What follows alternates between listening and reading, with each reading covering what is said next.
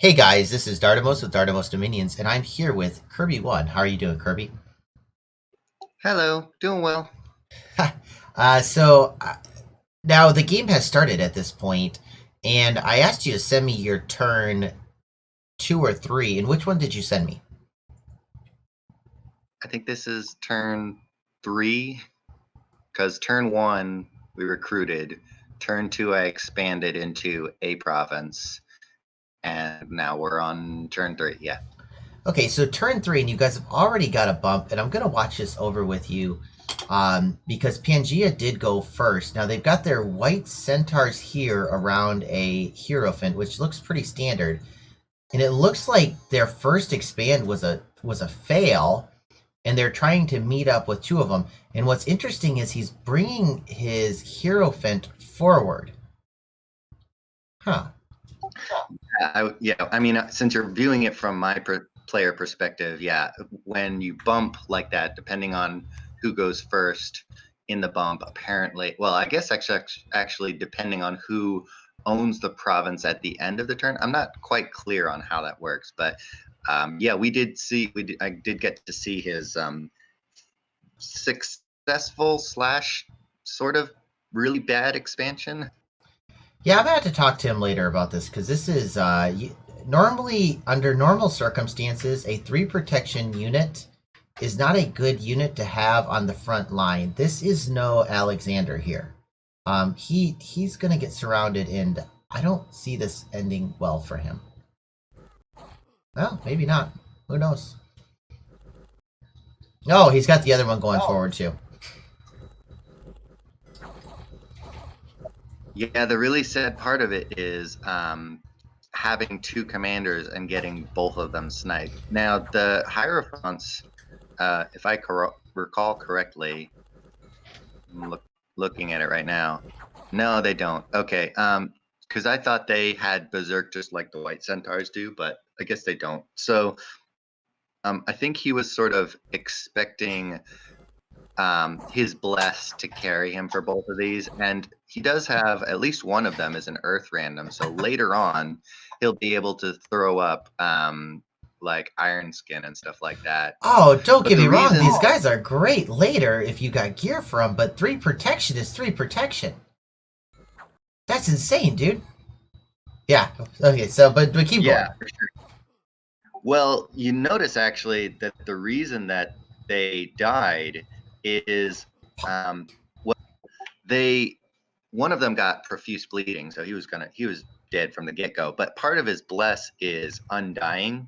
And um, if you're not undead already, which, like for example, Asphodel or Ermor, then if you get an Undying Bless, it'll keep you alive during the battle.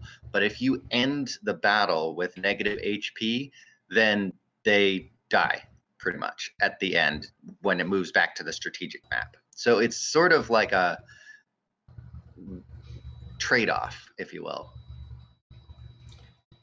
Yeah, I mean, I guess I don't have too much of a problem with this bless. The Undying 6 is a little bit strong, and I mean, I'm guessing that he probably went with a lit or a oh, what is it? The lich? What's the No, the little his spider? pretender is definitely either dormant or imprisoned Trinity. It's a trinity. Yeah, you can tell because of the name of his pretender. Okay. Well, yeah. Okay, yeah, it's interesting.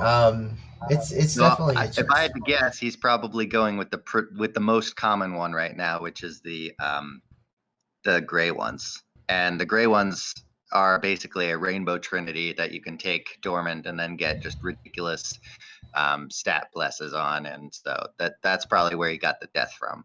Okay, well, I kind of given away that you won the next battle, but it was also they have no leadership, so they just simply ran away. And at this Right, point, precisely. you have an army and a half, dude. This is huge. I didn't even realize you could put this much into like I didn't realize turn 3 Phaecia could get this much together. Yeah, Island Phaecia. Well, once we get into the basically national overview and etc., there's two. types of Phaecias that you can play. One is coastal Phaecia and the other is island Phaecia. If you don't start on a coast, you're kind of not really playing Phaecia the way they're supposed to be played. I mean, they are a land nation, but there's a lot of downsides if you don't at least start on a coast. So, but the difference between coastal and island Phaecia is that island Phaecia, basically, you start on a one province island completely surrounded by water. And there's both downsides and because on the downside, you can't, you basically all of your expansions are blind expansions unless you have a scout in the province you're to, because your cap circle is surrounded by water and you can't typically expand there unless you take like an amphibious pretender. Your units that you can recruit from your capital are all land units that are not amphibious, so you can't even expand with your regular units that way. So the downside of that is that you're never going to have resource income going into your capital. So your capital is going to be resource locked and recruitment point locked.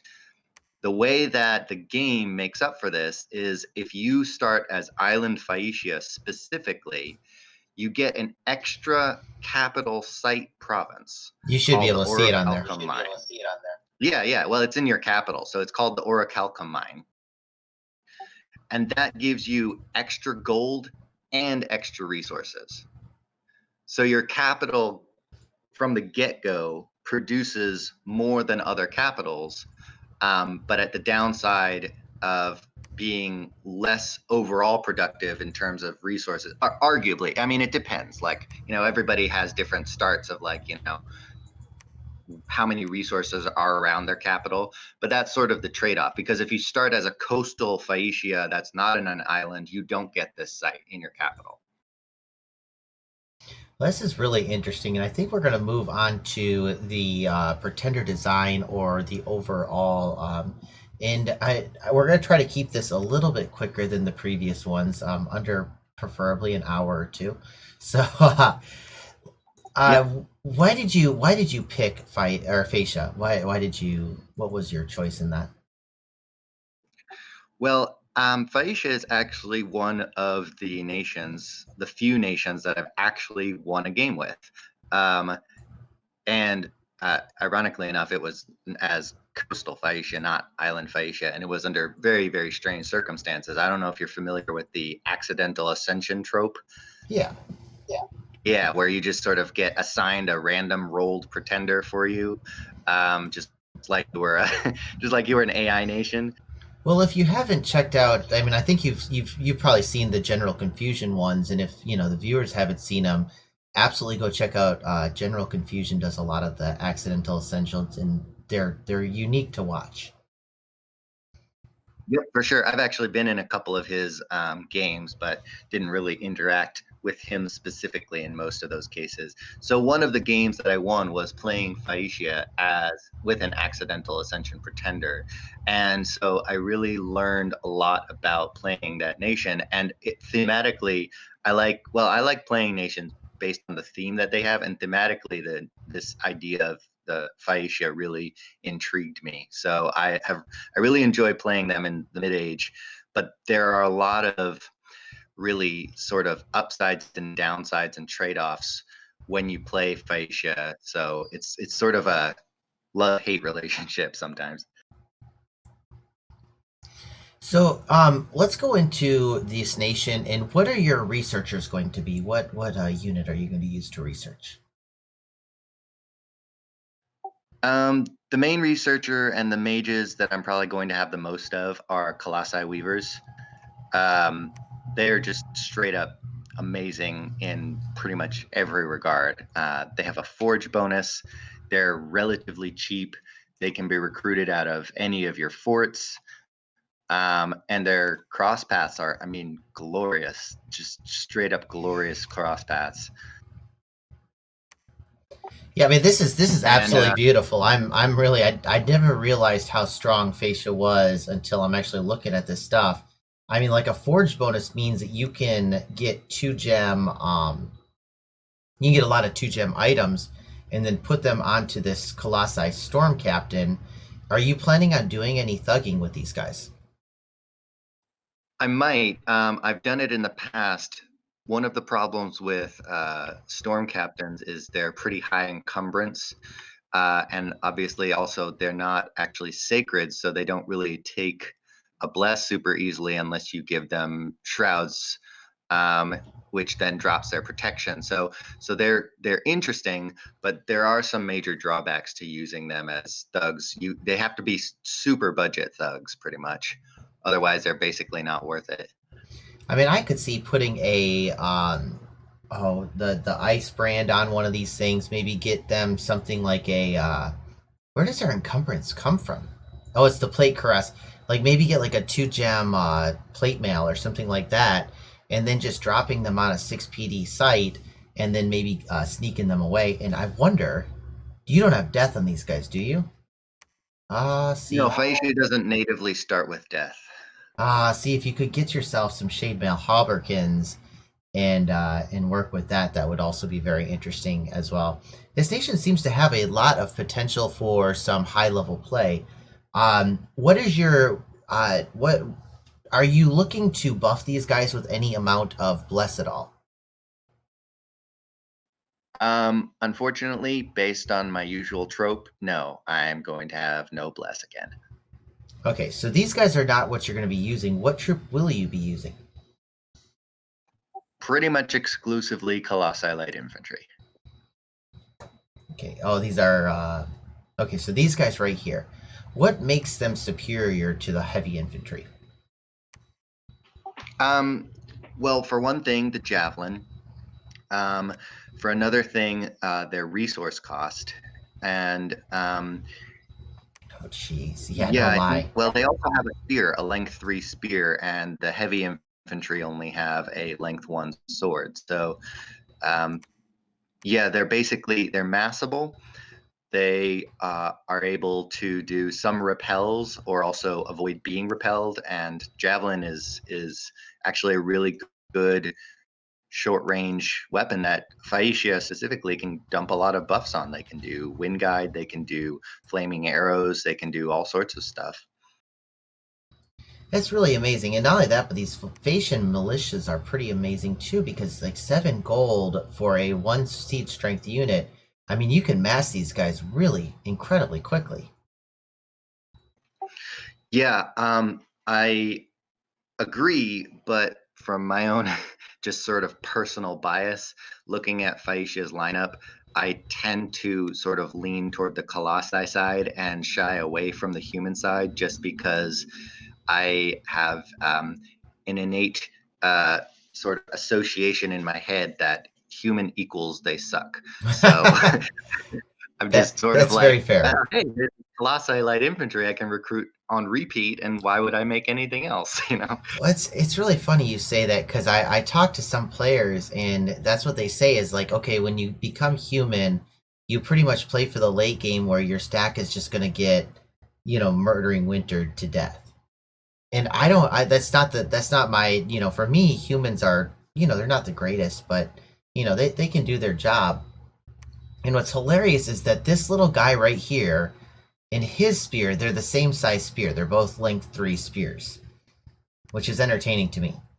And I think that there's probably some play there, but you say you really like the Colossi, and dude, I mean, just from your turn, it's looking like it's really good. Now, you're going to augment them with magic, and which magic are you going to be looking at augmenting them with?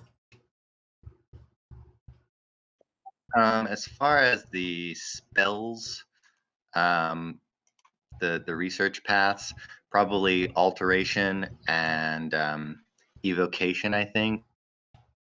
And who will be doing the casting from those 2 paths? Well, it'll also be the Colossi Weavers. They're going to be my every mage, pretty much. They're going to be my researchers, my forgers, my combat mages. I'm just going to have them on repeat recruitment from every fort that I can make, pretty much.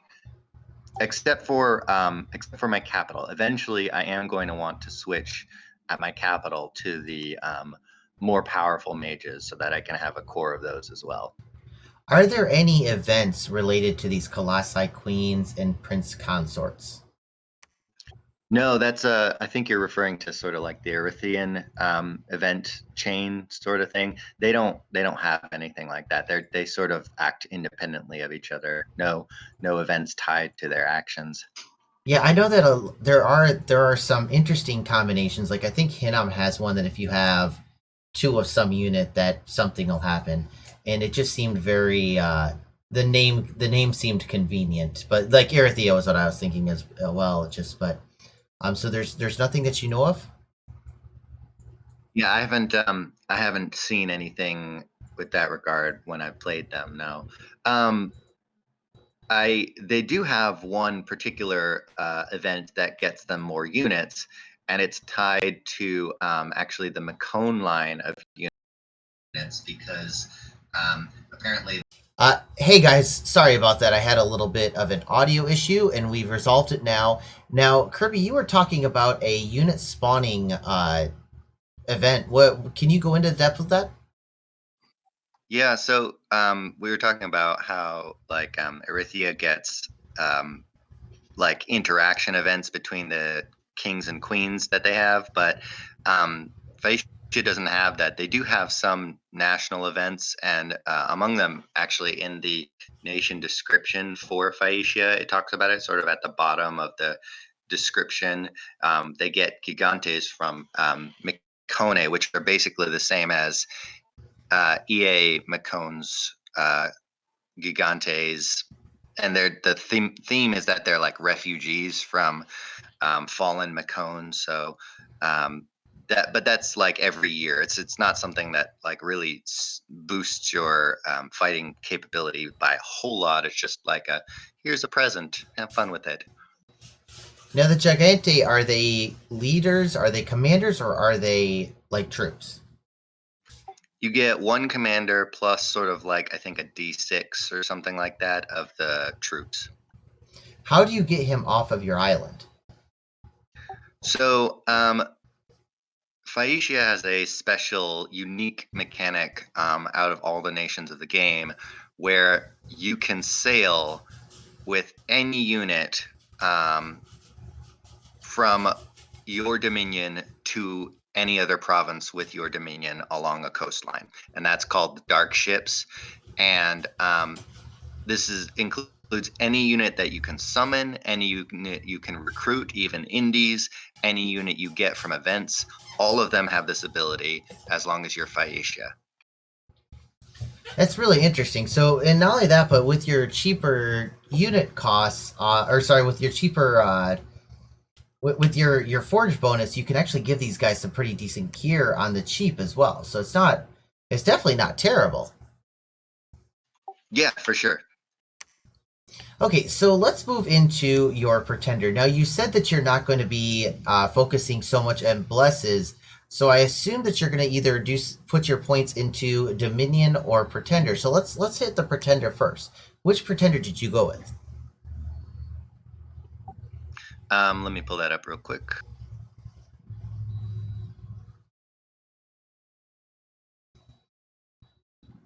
Oh, that reminds me. I can't share my screen now, dude. So you can go ahead and look in Discord and see my screen. Uh, you can share your screen. I don't see it right now. Okay, if you can, it's in the chat room. But if not, what Pretender did you go with? Did you go with a statue, a dormant? What's the general idea? So I went imprisoned, and I went imprisoned Titan. I think it's a Titan. Yeah. And the Pretender chassis that I went with is the Dracula, I think. Is it? It's the dog, the snaky lady with the dog with the dog feet. Ah, okay. Yeah, I was looking. There's some really mem like some meme like you got the chicken and you've got the Telkeen God King, which is hilarious. Yeah. I want to talk about that guy later on, but we'll get back to him. But he wasn't one that I actually wound up picking. Now with this chassis, what does this chassis bring to your nation that it normally does not have? It brings nature and death, and it brings a amphibious pretender. Okay, so this can go underwater and eventually can get your get your lake under control. Yeah, that's right. And you said you took it dormant, so you should be able to start looking for that on turn 12 to 14, correct? Oh no, I meant imprisoned. Oh, you went in prison, so you're not going to get underwater for a while, correct? Right, but it's mostly just a secondary added bonus to having it. I don't really plan on worrying about my water provinces for a while.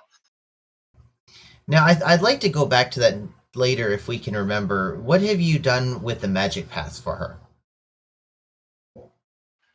So I went. Let me pull up the actual one that I made. I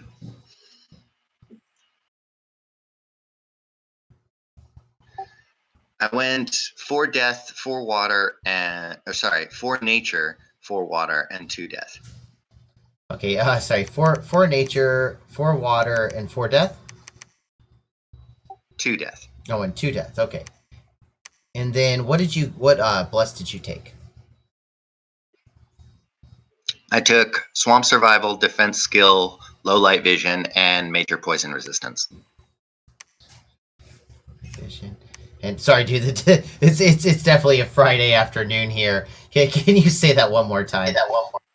Yeah, sure. Swamp survival and defense skill; those are both in the water. Okay. And then low light and major poison resistance. Okay, there you go. I got it. Okay. So what is your Dominion sitting at? Dominion is at 7. Okay. And then my scales are 2 order, 2 production, going down to 1 cold, 2 growth, 2 luck, and 3 magic. Okay, excellent. Just a couple questions about this. First, about the bless. What does swamp survival give to you? This is something I actually had to test and ask a bunch of people about, and there was not really a whole lot of consensus until we actually tested it out and figured out it worked the way I thought it worked. But if you notice, if you hover over the swamp survival bless, the wording of the bless is that it says all sacred units will have the swamp survival trait. And it's sacred units, not blessed units, which means that they are permanently have swamp survival. In the same way, and Lucy actually did a recent video on this, in the same way that if you take the larger blessed, your units are always larger. They're not larger when they get blessed. Okay. Well, swamp survival is I think you have it on most, if not all, scouts. Is that correct? No, I don't think so. Oh, I you're think right. usually scouts. Yeah, I think scouts usually have either mountain or forest survival sometimes. That is a pretty common thing for scouts. But swamp survival is pretty much exclusively limited to a bunch of snaky people or cold-blooded people. That's pretty, and also like nature like that start in swamps. So is this to counteract the Satis poison Dominion? Yes, precisely. All of my so Satis's Dominion will not affect my sacred units now because one of the conditions for not getting poisoned by their air is having swamp survival.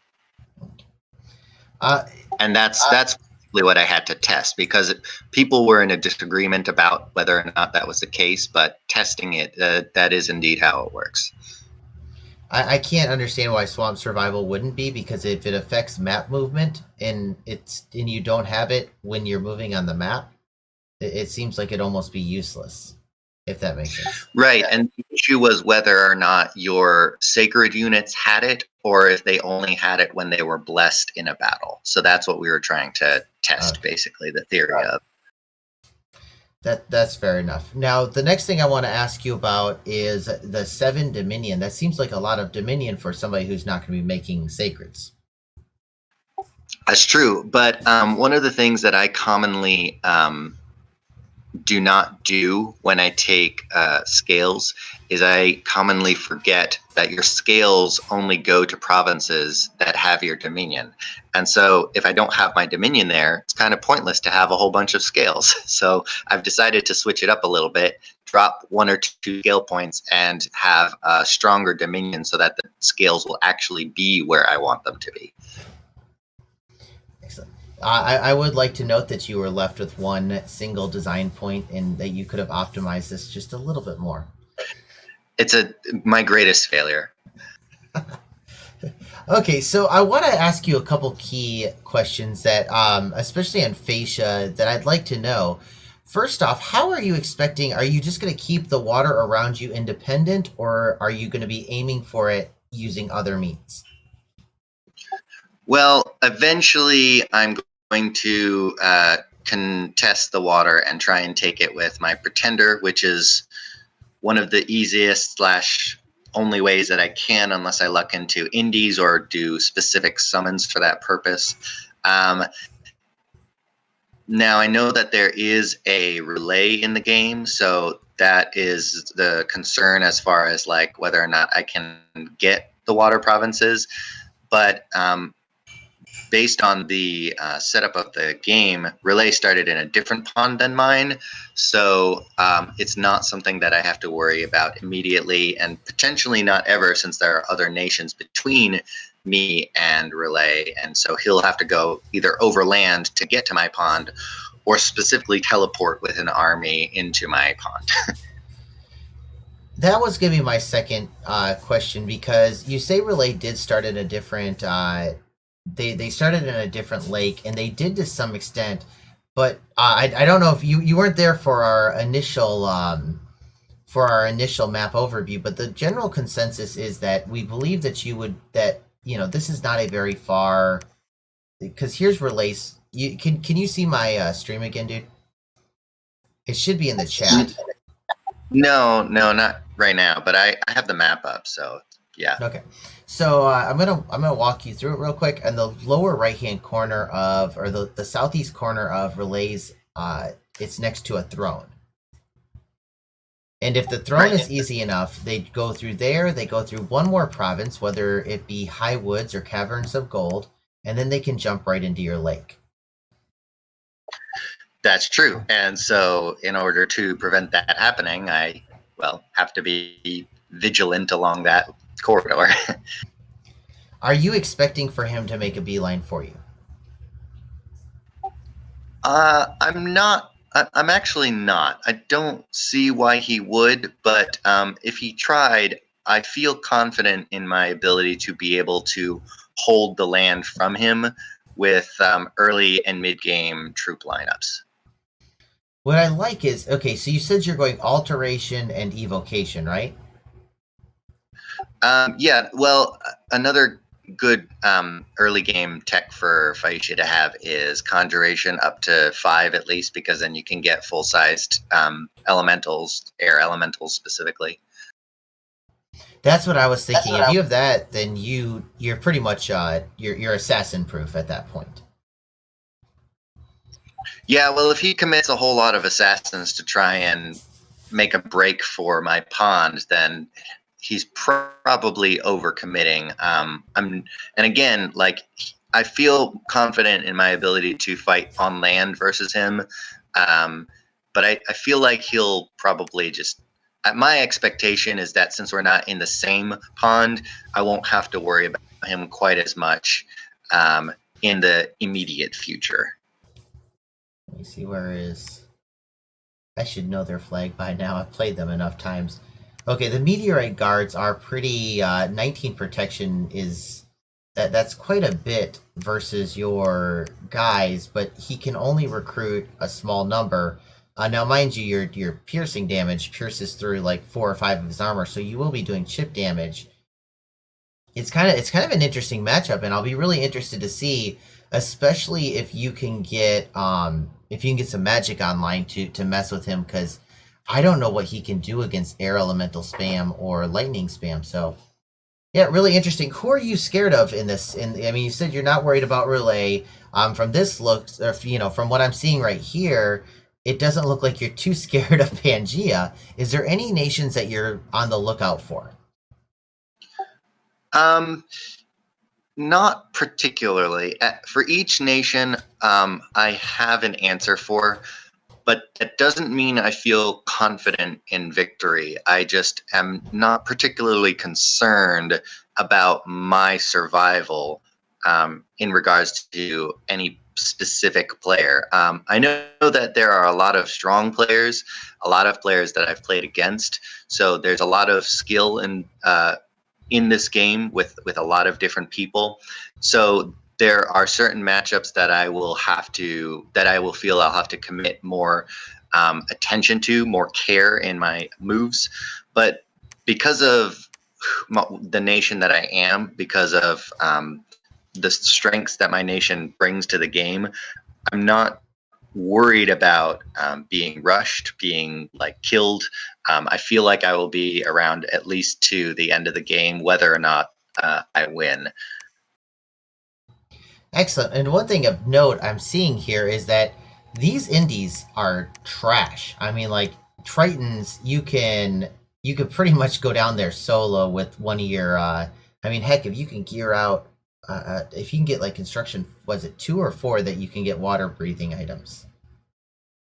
Two, yeah. Yeah, you get if it's only 2. I mean, you put a decent breastplate on them. You give them a nice like spear, and you can probably go down here with 2 or 3 guys and just wipe this out, no problem.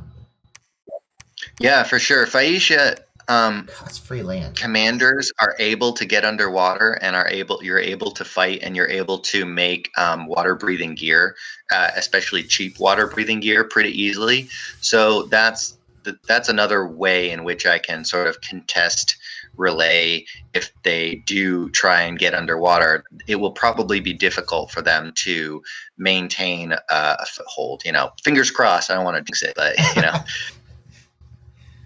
Well, Kirby, I think that about sums up all the questions that I have at this point. I will definitely be checking in on you later on. I'm really looking forward to seeing the omniscient side of this, just to see what's going on with Pan, and I'll probably talk to him later on in the next couple weeks. So thank you so much for joining with me, and I appreciate it very much.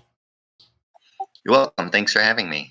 Okay, guys. Well, hopefully you'll be seeing this in the next couple weeks, and hopefully we'll be able to get the first couple turns in so that this isn't a surprise for too many viewers. So I will see you in the next one. Have a good day. Bye.